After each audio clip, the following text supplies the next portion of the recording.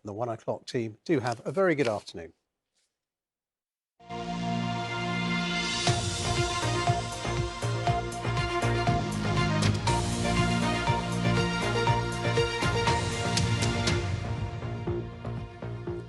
Hello and thanks for joining us this lunchtime. More than half of businesses surveyed by Trading Standards in Devon and Somerset have violated rules around food labelling. It found that 56% of food businesses assessed didn't label certain foods clearly enough. Well, our correspondent Jen Smith is here. Jen, why is this so important? Well, Trading Standards told me it was disappointed by the results of its survey because, frankly, lives depend on it. If you eat something and you have an allergy and you don't know the full list of ingredients and allergens it contains, well, as they describe, it's like Russian roulette. Well, Susie from Ground Pound near Truro was bedbound for months after an experience at a local restaurant, and Susie has a peanut allergy. I was given some kind of peanut sauce about 7 years ago, and unfortunately it triggered a huge reaction, and it was very different to the ones I'd experienced previously, where my whole body went numb, I couldn't feel things, and I felt like I was going to pass out.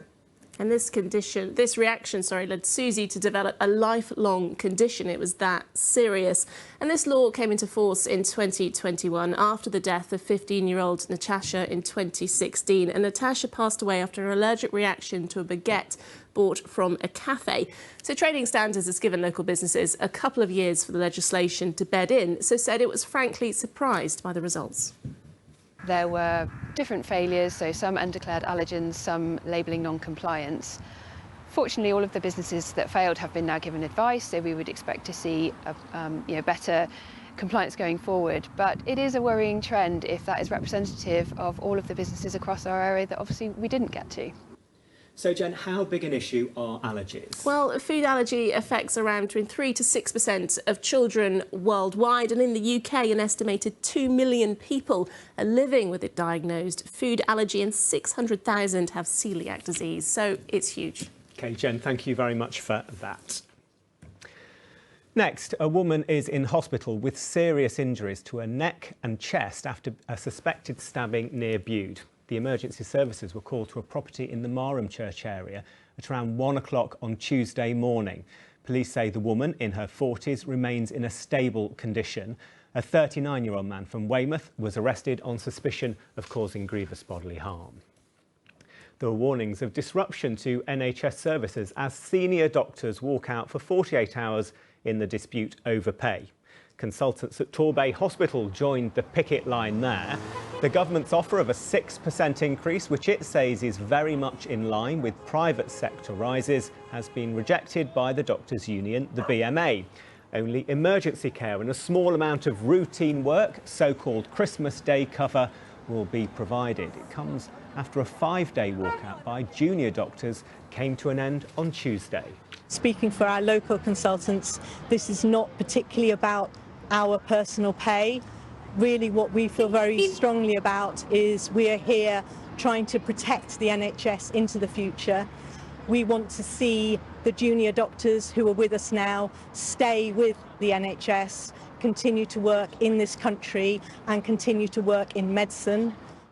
Could I please ask people to continue to attend their appointments for treatment unless you hear from the hospital otherwise? During the period of this strike, we will of course be prioritising emergency services, maternity services, etc. So please, if people suffer a life-threatening illness or emergency, please continue to call 999 or access emergency services as normal. Now, crime has had an impact on many communities, including those in rural areas. But there's one village in Cornwall which is seeing some benefit from it. Nancy Gollan near Helson is home to a thriving community cafe. And as Kevin Hay reports, it's now planning to expand after being given money seized from criminals. Tea, cake and crime.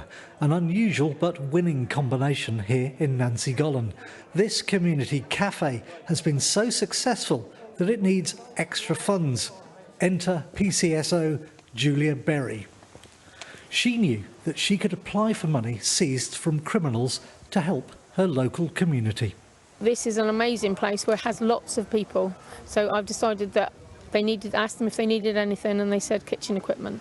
So I thought the Proceeds of Crime Act, £500, would go quite a way. And I don't think criminals would think that their money would end up in Nancy Gollan, but yeah, it's very good. The cafe is open every Thursday morning for hot meals, drinks and snacks. It's free, with the volunteer staff asking for donations. It's proved a lifeline for this rural community. It means an opportunity to meet friends, make new friends, and I can bring the dogs, which is lovely. So I live in Nancy Gollan, so I can just walk here. So it's really convenient, and it's just a great place to come. We all know one another from years ago, and when you're working, you haven't got time to talk to everybody and sort of thing. But now we've got time on our hands, so we come up and have a good morning together. It gets us talking, gets you talking to people that you've never met before. It's absolutely brilliant. Well, I live on my own, except for the dog. We don't always come. Very often she makes a decision that she wants to go and meet the people, so we come and meet the people. She decided to come today? She decided today, the weather was nice, and wag her tail, and over we come. There's a certain justice in putting bad money to good use. Well, the money is important because it's helping the community, and I think it's important that the people who have created problems are also helping solve problems for people, particularly in rural areas. After spending the proceeds of crime money improving the kitchen, there are big plans for expanding what the hall and the cafe can offer. We're just very, very hopeful for the future that we'll be able to carry on and expand and provide for everybody. You'll have to hope for a crime wave. Yes, that would be great. Not. Kevin Hay, BBC Spotlight, Nancy Gollan. OK, and on Spotlight tonight, we're talking about cash. Now, as more businesses go cashless, only accepting cards, would love to know what you think about that. Email us spotlight@bbc.co.uk and have your say. OK, let's get the forecast. Bea is here, and it's not been bad for the last few days, but it seems a bit all over the place. It does. It is, I should say. Thank you, Kirk. It is going to turn a bit more changeable over the weekend and more in the way of rain and some strengthening winds. But it's lovely out there at the moment. We've had a settled couple of days across the southwest. We've seen a few showers, but the majority of us have had a lot of dry weather with some sunshine, and that will continue as we head through tomorrow. So for Friday, light winds, plenty of sunshine. Unfortunately, though, this is going to come in for the weekend. That'll strengthen the winds, and that will bring a spell of fairly heavy rain, as you can see, starting to push in through the morning on Saturday. A similar story on Sunday, breezy with some showers. We've got areas of cloud out there, but like yesterday, we're seeing a lot of sunshine, light northwesterly winds. Again, those winds will feed in a few showers. Largely, I think, for southern parts of the southwest. Further north, it could remain dry. A bright day. I think we'll see temperatures, though, a little bit lower than yesterday at around 21 degrees.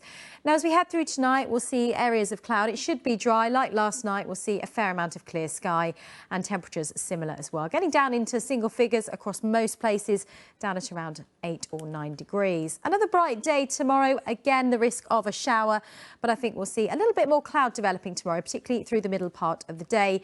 The showers will be isolated. The wind strengthens slightly towards the early evening and overnight. And again, temperatures reaching 21 degrees. The Channel Islands seeing some sunshine this afternoon, but there is the risk of a bit more cloud pushing up for Jersey, perhaps the odd spot of light rain. Most of us, though, staying dry, staying quite clear overnight as well, with temperatures similar to yesterday.